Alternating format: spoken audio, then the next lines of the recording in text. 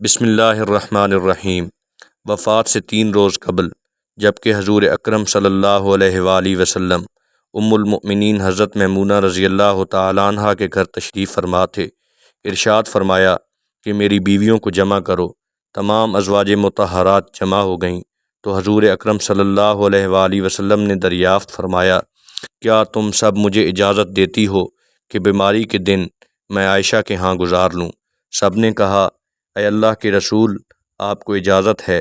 پھر اٹھنا چاہا لیکن اٹھ نہ پائے تو حضرت علی ابن ابی طالب اور حضرت فضل بن عباس آگے بڑھے اور نبی علیہ السلام کو سہارے سے اٹھا کر سیدہ میمونہ رضی اللہ تعالیٰ عنہ کے حجرے سے سیدہ عائشہ رضی اللہ تعالیٰ عنہ کے حجرے کی طرف لے جانے لگے۔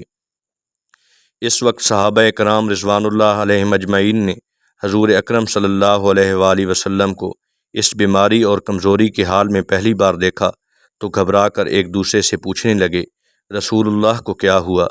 رسول اللہ کو کیا ہوا؟ چنانچہ صحابہ مسجد میں جمع ہونا شروع ہو گئے اور مسجد شریف میں ایک رش لگ گیا۔ آن حضرت صلی اللہ علیہ وآلہ وسلم کا پسینہ شدت سے بہہ رہا تھا۔ حضرت عائشہ رضی اللہ تعالیٰ عنہ فرماتی ہیں کہ میں نے اپنی زندگی میں کسی کا اتنا پسینہ بہتے نہیں دیکھا، اور فرماتی ہیں میں رسول اللہ صلی اللہ علیہ وآلہ وسلم کے دستے مبارک کو پکڑتی اور اسی کو چہرہ اقدس پر پھیرتی، کیونکہ نبی علیہ السلام کا ہاتھ میرے ہاتھ سے کہیں زیادہ محترم اور پاکیزہ تھا۔ مزید فرماتی ہیں کہ حبیب خدا علیہ الصلاۃ وتسلیم سے بس یہی ورد سنائی دے رہا تھا کہ لا الہ الا اللہ، بے شک موت کی بھی اپنی سختیاں ہیں۔ اسی اثناء میں مسجد کے اندر حضرت صلی اللہ علیہ وآلہ وسلم کے بارے میں خوف کی وجہ سے لوگوں کا شور بڑھنے لگا۔ نبی علیہ السلام نے دریافت فرمایا، یہ کیسی آوازیں ہیں؟ عرض کیا گیا، اے اللہ کے رسول صلی اللہ علیہ وآلہ وسلم، یہ لوگ آپ کی حالت سے خوف زدہ ہیں۔ ارشاد فرمایا کہ مجھے ان کے پاس لے چلو۔ پھر اٹھنے کا ارادہ فرمایا لیکن اٹھ نہ سکے تو آپ علیہ السلام پر 7 مشکیزیں پانی کے بہائے گئے۔ تب کہیں جا کر کچھ افاقہ ہوا تو سہارے سے اٹھا کر ممبر پر لایا گیا۔ یہ رسول اللہ صلی اللہ علیہ وآلہ وسلم کا آخری خطبہ تھا اور آپ علیہ السلام کے آخری کلمات تھے۔ فرمایا، اے لوگو، شاید تمہیں میری موت کا خوف ہے۔ سب نے کہا، جی ہاں اے اللہ کے رسول۔ ارشاد فرمایا، اے لوگو، تم سے میرے ملاقات کی جگہ دنیا نہیں، تم سے میری ملاقات کی جگہ حوض کوثر ہے۔ خدا کی قسم، گویا کہ میں یہیں سے حوض کوثر کو دیکھ رہا ہوں۔ اے لوگو، مجھے تم پر تنگ دستی کا خوف نہیں بلکہ مجھے تم پر دنیا کی فراوانی کا خوف ہے کہ تم اس کے معاملے میں ایک دوسرے سے مقابلے میں لگ جاؤ جیسا کہ تم سے پہلے پچھلی امتوں والے لگ گئے، اور یہ دنیا تمہیں بھی ہلاک کر دے جیسا کہ انہیں ہلاک کر دیا۔ پھر مزید ارشاد فرمایا، اے لوگو، نماز کے معاملے میں اللہ سے ڈرو، اللہ سے ڈرو، نماز کے معاملے میں اللہ سے ڈرو، اللہ سے ڈرو، یعنی عہد کرو کہ نماز کی پابندی کرو گے اور یہی بات بار بار دہراتے رہے۔ پھر فرمایا، اے لوگو، عورتوں کے معاملے میں اللہ سے ڈرو، عورتوں کے معاملے میں اللہ سے ڈرو، میں تمہیں عورتوں سے نیک سلوک کی وصیت کرتا ہوں۔ مزید فرمایا، اے لوگو، ایک بندے کو اللہ نے اختیار دیا کہ دنیا کو چن لے یا اسے چن لے جو اللہ کے پاس ہے، تو اس نے اسے پسند کیا جو اللہ کے پاس ہے۔ اس جملے سے حضور صلی اللہ علیہ وآلہ وسلم کا مقصد کوئی نہ سمجھا، حالانکہ ان کی اپنی ذات مراد تھی، جبکہ حضرت ابو بکر صدیق رضی اللہ تعالیٰ عنہ وہ تنہا شخص تھے جو اس جملے کو سمجھے اور زار و قطار رونے لگے اور بلند آواز سے گریہ کرتے ہوئے اٹھ کھڑے ہوئے اور نبی علیہ السلام کی بات قطع کر کے پکارنے لگے، ہمارے باپ دادا آپ پر قربان، ہماری مائیں آپ پر قربان، ہمارے بچے آپ پر قربان، ہمارے مال و دولت آپ پر قربان۔ روتے جاتے ہیں اور یہی الفاظ کہتے جاتے ہیں۔ صحابہ کرام رضوان اللہ علیہم اجمعین ناگواری سے حضرت ابو بکر صدیق رضی اللہ تعالیٰ عنہ کی طرف دیکھنے لگے کہ انہوں نے نبی علیہ السلام کی بات کیسے قطع کر دی۔ اس پر نبی کریم صلی اللہ علیہ وآلہ وسلم نے حضرت ابو بکر رضی اللہ عنہ کا دفاع ان الفاظ میں فرمایا، اے لوگو، ابو بکر کو چھوڑ دو کہ تم میں سے ایسا کوئی نہیں کہ جس نے ہمارے ساتھ کوئی بھلائی کی ہو اور ہم نے اس کا بدلہ نہ دیا ہو سوائے ابو بکر کے کہ اس کا بدلہ میں نہیں دے سکا، اس کا بدلہ میں نے اللہ جل شانہ پر چھوڑ دیا۔ مسجد نبوی میں کھلنے والے تمام دروازے بند کر دیے جائیں سوائے ابو بکر کے دروازے کے کہ جو کبھی بند نہ ہوگا۔ آخر میں اپنی وفات سے قبل مسلمانوں کے لیے آخری دعا کے طور پر ارشاد فرمایا، اللہ تمہیں ٹھکانہ دے، تمہاری حفاظت کرے، تمہاری مدد کرے، تمہاری تائید کرے۔ اور آخری بات جو ممبر سے اترنے سے پہلے امت کو مخاطب کر کے ارشاد فرمائی وہ یہ کہ اے لوگو، قیامت تک آنے والے میرے ہر امتی کو میرا سلام پہنچا دینا۔ پھر آن حضرت صلی اللہ علیہ وآلہ وسلم کو دوبارہ سہارے سے اٹھا کر گھر لے جایا گیا۔ اسی اثناء میں حضرت عبد الرحمن بن ابی بکر رضی اللہ تعالیٰ عنہ خدمت اقدس میں حاضر ہوئے اور ان کے ہاتھ میں مسواک تھی۔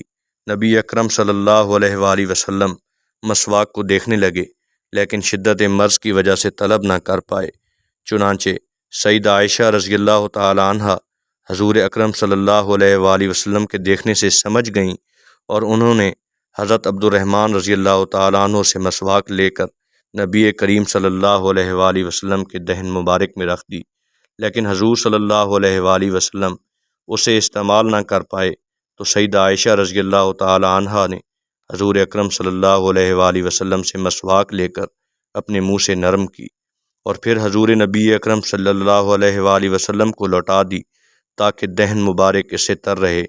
فرماتی ہیں آخری چیز جو نبی کریم صلی اللہ علیہ وآلہ وسلم کے پیٹ میں گئی وہ میرا لعاب تھا، اور یہ اللہ تعالیٰ کا مجھ پر فضل ہی تھا کہ اس نے وصال سے قبل میرا اور نبی کریم صلی اللہ علیہ وآلہ وسلم کا لعاب دہن یکجا کر دیا۔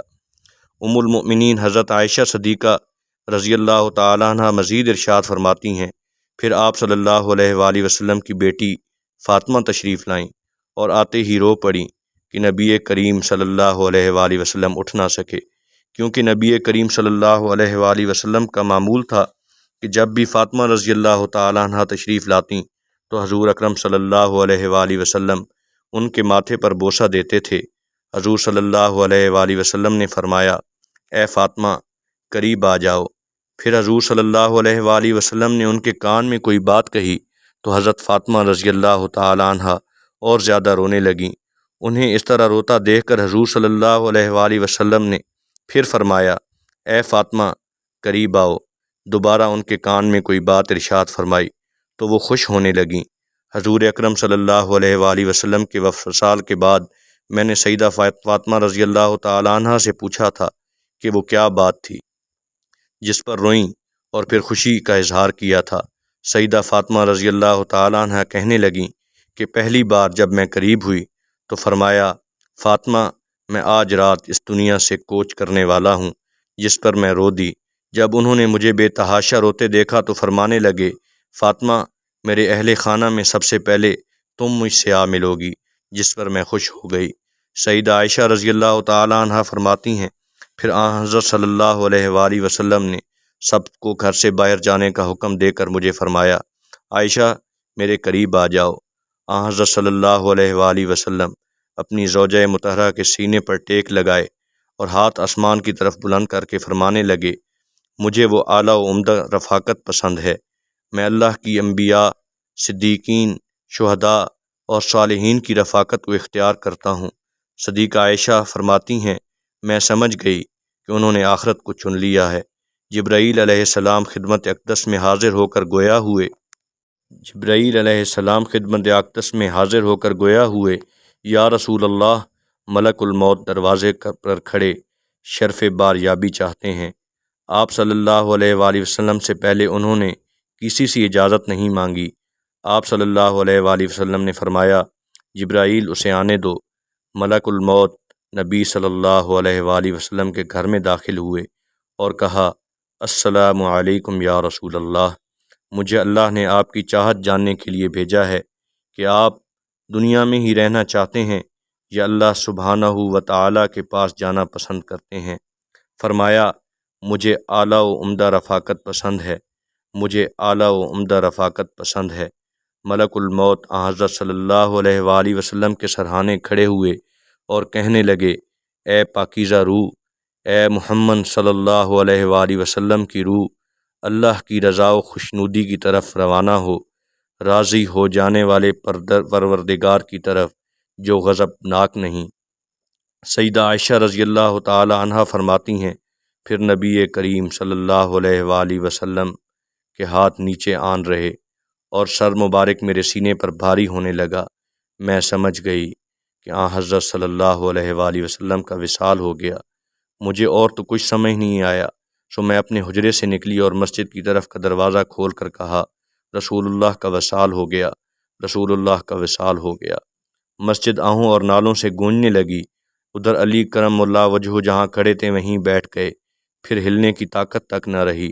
ادھر عثمان بن عفان معصوم بچوں کی طرح ہاتھ ملنے لگے اور سیدنا عمر تلوار بلند کر کے کہنے لگے، خبردار، جو کسی نے کہا رسول اللہ وفات پا گئے ہیں، میں ایسے شخص کی گردن اڑا دوں گا۔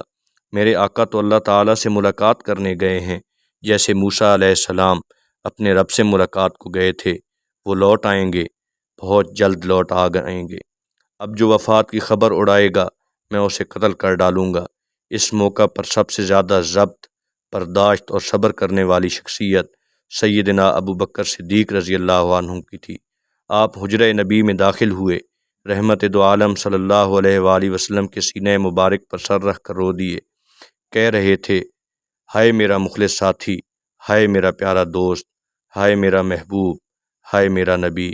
پھر حضرت صلی اللہ علیہ وآلہ وسلم کے ماتھے پر بوسہ دیا اور کہا، یا رسول اللہ، آپ پاکیزہ جیے، اور پاکیزہ ہی دنیا سے رخصت ہو گئے۔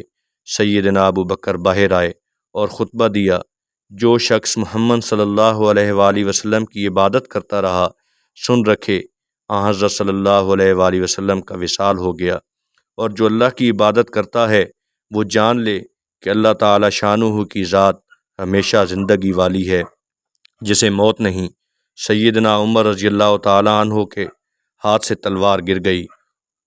عمر رضی اللہ تعالیٰ عنہ فرماتے ہیں، پھر میں کوئی تنہائی کی جگہ تلاش کرنے لگا جہاں اکیلا بیٹھ کر روں۔ حضرت صلی اللہ علیہ وآلہ وسلم کی تدفین کر دی گئی۔